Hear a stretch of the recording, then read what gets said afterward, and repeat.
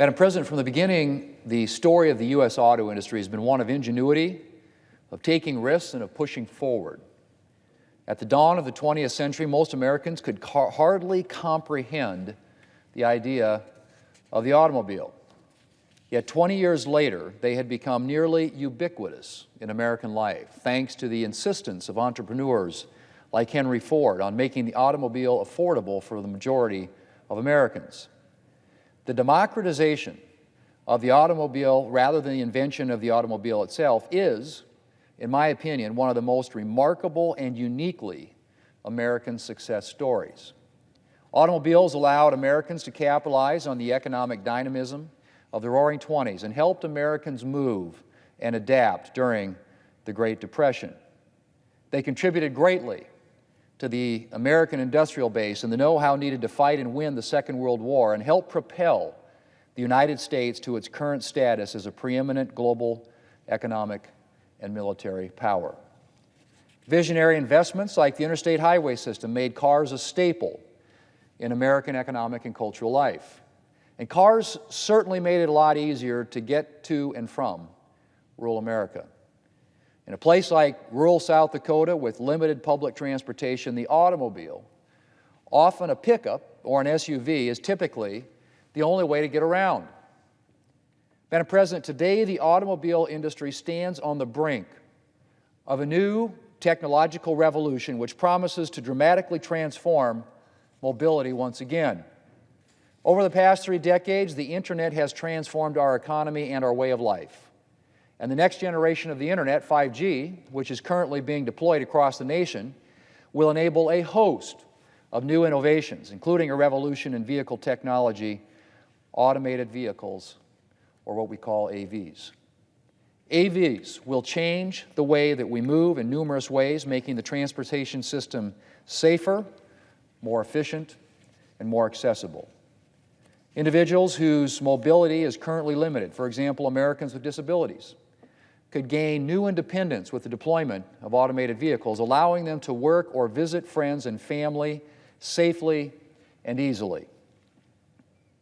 I'm proud that my proposed AV amendment to the Endless Frontier Act was recently endorsed by the National Federation of the Blind, and I ask for unanimous consent that the letter of endorsement be inserted in the record. Without objection. Or imagine a farmer in rural South Dakota who can no longer drive to get to town for appointments, prescriptions, or groceries.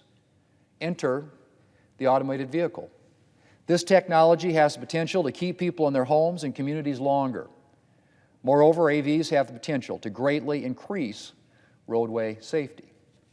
Currently, there are an average of more than 35,000 traffic fatalities on our nation's roadways each year, including pedestrian, motorcycle, and bicycle fatalities.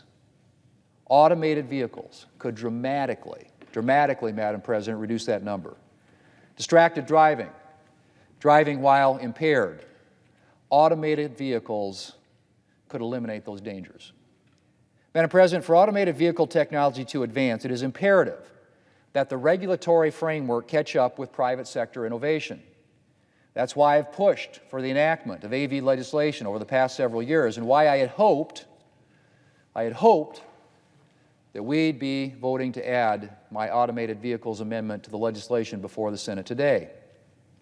I've spent nearly 5 years, Madam President, working in a bipartisan manner on a legislative framework to govern the testing and deployment of automated vehicles. The amendment I offered to the bill before us today, an amendment that I had hoped to be able to offer with bipartisan support, would have paved the way for expanded testing and deployment of automated vehicles in the United States under the oversight of the National Highway Traffic Safety Administration. And let me emphasize that oversight point.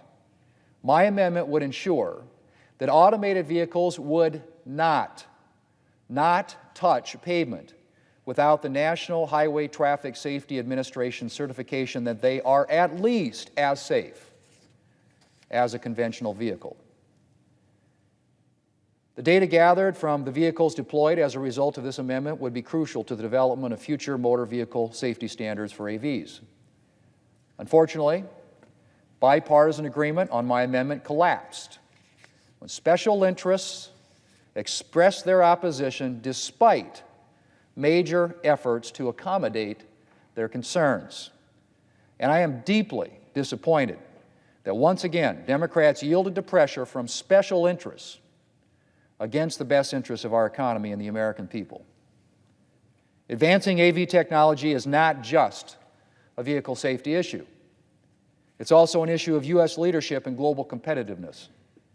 Investing in the production of AV technology here in the United States would not only strengthen the resilience of the auto industry, but also the nation's industrial base and our national security. The auto industry touches nearly every American state. For example, Horton in Britain, South Dakota, manufactures engine cooling systems, providing steady, good-paying jobs for that community and strengthening the local economy.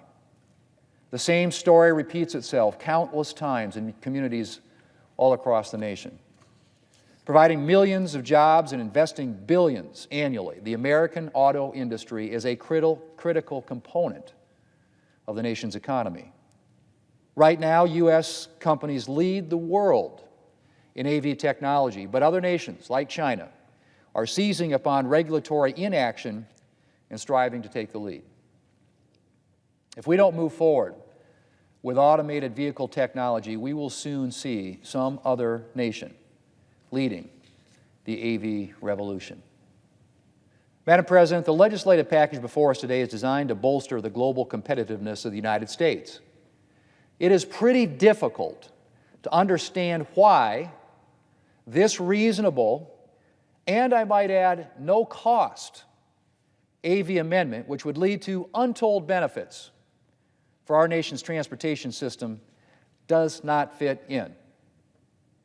How can a bill making strong investments in artificial intelligence, quantum computing, and advanced manufacturing exclude a legislative framework for AVs?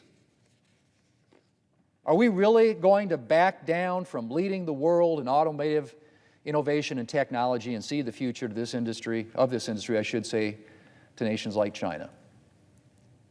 Will we really ignore the enormous safety benefits of these vehicles just to suit Democrats' political convenience? Madam President, more than a century ago, when the automobile was invented, there were plenty of skeptics. But America's automobile pioneers did not let that stop them. They seized the moment and pressed forward and ushered in a transportation revolution. We can do that again today. Or we concede this moment to nations like China and let the American automobile industry fall permanently behind. That's the choice in front of us, Madam President. I hope we'll choose to seize this moment and pass the legislation we need to usher in another American transportation revolution. Madam President, I yield the floor.